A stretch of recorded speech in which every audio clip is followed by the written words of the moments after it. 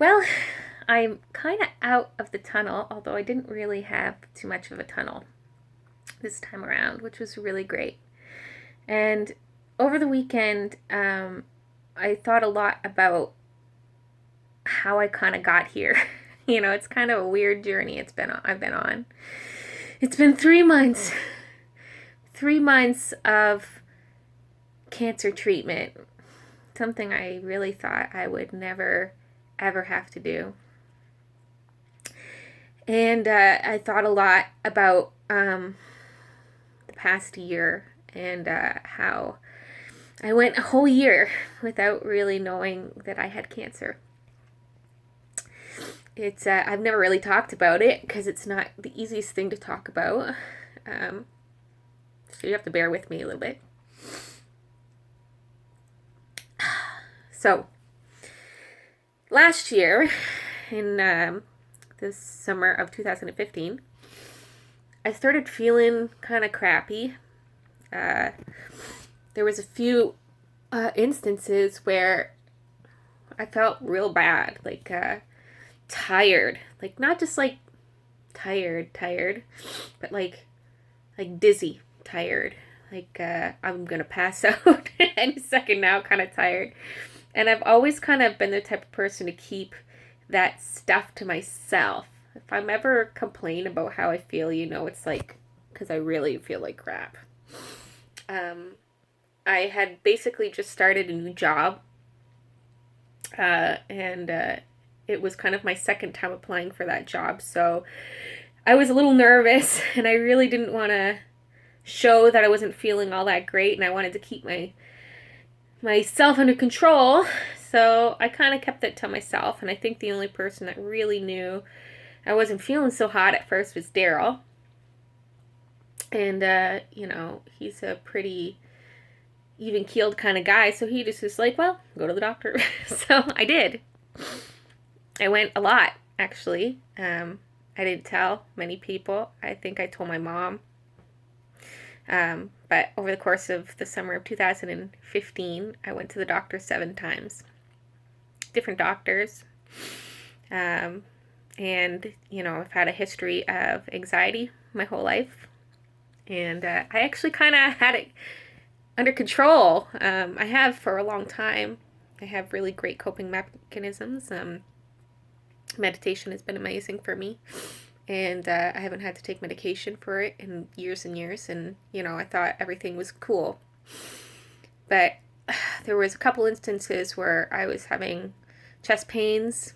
And I was told that was because of anxiety, which didn't make sense because everything was actually going pretty good. I remember waking up in the middle of the night one night with my heart racing, and I was having this really bad pain coming from down my neck, down through my armpit, down my arm, and I thought I was having a heart attack. My mom had given me her heart monitor just to check my blood pressure, which was perfect, and it's always perfect, so I knew I wasn't having a heart attack.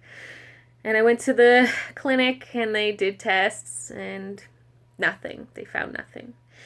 I was walking, as many of you guys know, I love to walk. Like, I would walk for 7 to 10 kilometers a few times a week. And I got about 2 kilometers, and I just got so dizzy. I actually had to call my mom to come pick me up because I knew I wouldn't be able to make it back to my car because I was just so dizzy I couldn't walk. And at the end of all of that, 7 visits to the doctors, I just kind of convinced myself that I couldn't have caffeine anymore because it seemed like caffeine kind of made things worse, which I guess it could have. And then, so I just continued. I stopped seeing the doctor.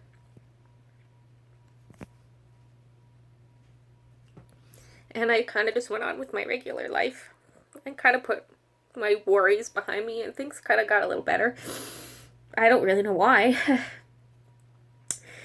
So I just kept doing my thing. I was at work, and we were doing so well, and I loved my job. And the chest pains that I was having on a semi-regular basis, I kind of just ignored them and assumed that I was just kind of having sort of physical anxiety, even though I wasn't feeling anxious. That's what the doctor said. I mean, they did a lot of tests. They did a lot of blood tests, x-rays, all that kind of fun stuff, and they never found anything, and they just knew that I had had anxiety before, so they just kept telling me you should go on anxiety medication, and I was not interested, because last time I did that, I kind of lost the things that make me me. I didn't have any passion. I didn't have any of that Christy-ness that makes me my crazy self, so I just ignored it. And over the course of the year, I got sick quite a few times. I kept getting sick over and over again, like with colds that would never end, you know, and I was like thinking to myself, and I remember saying to my boss, like, I don't usually get sick this often, I swear to God. I even got cat scratch fever. Like, who the heck gets cat scratch fever? It's a real thing. I got covered in spots. I had fever like crazy. I felt awful, and it lasted forever. And it never clued in that I could be sick. And then I started feeling better, and it kind of was like in waves. I'd get better, I'd get worse, I'd get better, I'd get worse, and eventually I just didn't feel good. I remember sitting in my chair at work in the afternoon, and I keep getting these flashes of like exhaustion and just being like, come on, you can power through it. You're getting older, you know, you just need an afternoon nap. Like, I kept convincing myself that I was fine, because I had been to the doctor so many times, and they told me there was nothing wrong with me.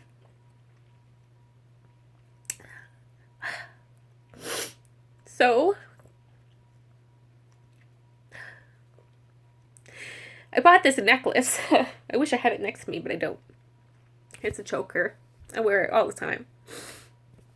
And I noticed that it started not fitting properly on my neck. And I thought it was just bent, which was really weird. And one day it was just kind of really bothering me, so I took it off. And as I was taking it off, I felt a lump on my neck. And I immediately freaked out.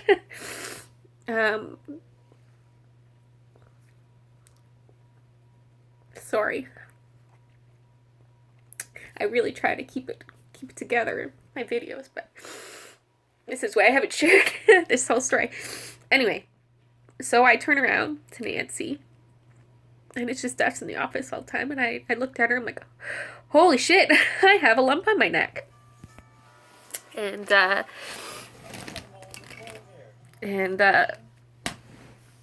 she was like, oh. I just kind of stuck my neck in her face. I'm like, feel this, feel my neck. And she felt it. She's like, oh, wow, well, that's there. And she said, you know, you should get that checked out. And I just, my whole year kind of flashed before my eyes, and I was like, shit, I'm going to go tomorrow morning. And as I was leaving, I was in the washroom, and I actually looked, and I actually had a really big lump on my neck, like more than just one. There was one that was like, oh, maybe about this big, right here, right where the scar is. I don't know if you could see it. Right here, I had a huge one. The other one was here. Turns out I had a third one right on my bone.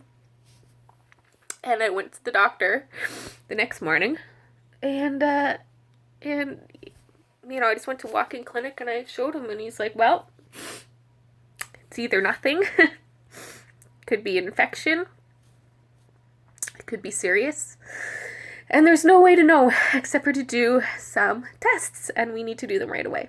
So luckily I went to the TMC's, Tecumseh Medical Center, and they have all the stuff there. So he's like, go down the hallway, go get an x-ray, we're going to do ultrasound right away. And I want you to come right back. And I'm like, okay. So I walked down the hall, got my x-ray, did my ultrasound, and while she was doing my ultrasound, she was taking a long time, you know, and she was going down the other side of my neck, and she kept flipping back and forth, and I kind of knew something was up. And she was, and it hurt. I was like, ow. But I never felt them. It didn't hurt. Didn't hurt before, because I didn't even know they were there.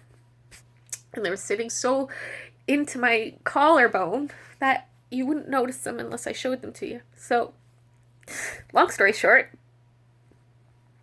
I left to go back to work. And about an hour after I got there, the doctor called me to come back. And he just said to me, he's like, it's serious. You're gonna need treatment. And I can't really say much more. You need to have a biopsy done immediately. And we're gonna schedule that for you for next week.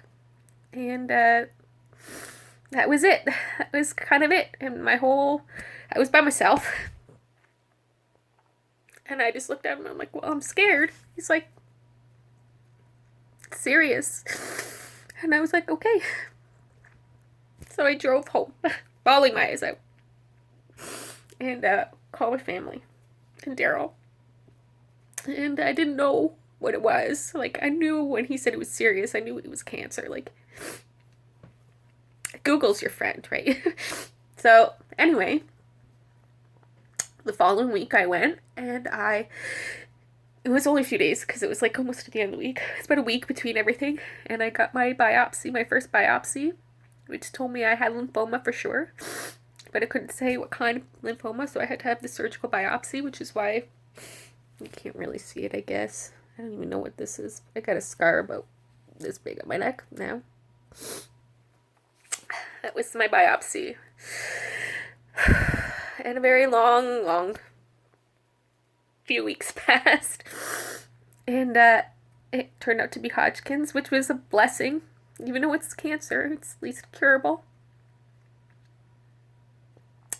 I did PET scan, a CAT scan, a MUGA scan, a pulmonary test, all kinds of tests. And after all of that, I found out that I had well over a dozen tumors in my chest.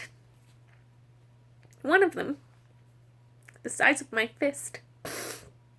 And that the chest pains that I had been having for over a year, and the shortness of breath that I was having, and the night sweats that I suddenly got, and the weight that I thought that I was losing by trying, were all because I had cancer. And I felt so stupid, guys. I felt so dumb. The way they measure Hodgkin's is based on where you are, how far it goes. You can have a whole bunch of tumors, but if it's all on one side of your diaphragm, you're in stage 2. Or 1 if it's only in one spot, but it was obviously in multiple spots. And A or B symptoms. It just depends on whether you have night sweats, which I ended up getting, which means it was more advanced. And itchy skin. I had everything. Weight loss. I lost like 22 pounds. So, according to my scan, that big ass tumor was like about an inch away from my diaphragm. Which means that had I not worn that freaking necklace that day, I might have been in stage 3 and things could have been even more treatment. Or worse, or who knows. Anyway, the point of all of this long video is that I could have found out sooner. And they could have done scans sooner. And they could have noticed that I had all of the symptoms sooner, because I had them all from the beginning. And I'm not going to name doctors or whatever. That's not the point. The point is that nobody caught it early enough. For me, I don't think.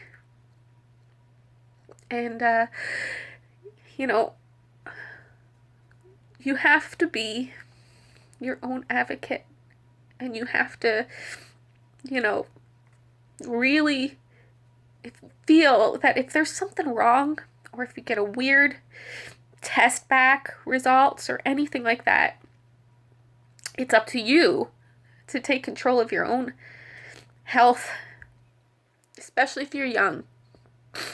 Especially if you're young, because I think that they just didn't really see me as anything except for healthy, because when I did all of my tests, All of those blood tests came back healthy. I was healthy. There was nothing wrong with me.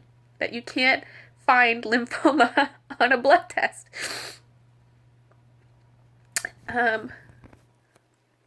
Since then, I've had the occasion to talk to a couple other women who are the same age as me, who had the same freaking experience. One of them has breast cancer. Another one had cervical cancer. And both of them were not taken seriously because we were all 30. So, it could happen to anybody. I'm a pretty healthy person. I've been a vegetarian for almost 10 years. I'm not unhealthy, you know? So, moral of the story is, be your own advocate. Do it for yourself. Do it for your family. Go to the doctor. Don't be too wimpy to go to the doctor. Get your annual checkups. Do all that stuff. I know it's adulting, but it's the right thing. I can't say that you won't get cancer, but you might find it sooner. And that's the most important thing. I love you guys. Thanks for watching all 16 minutes and 30 seconds of this video.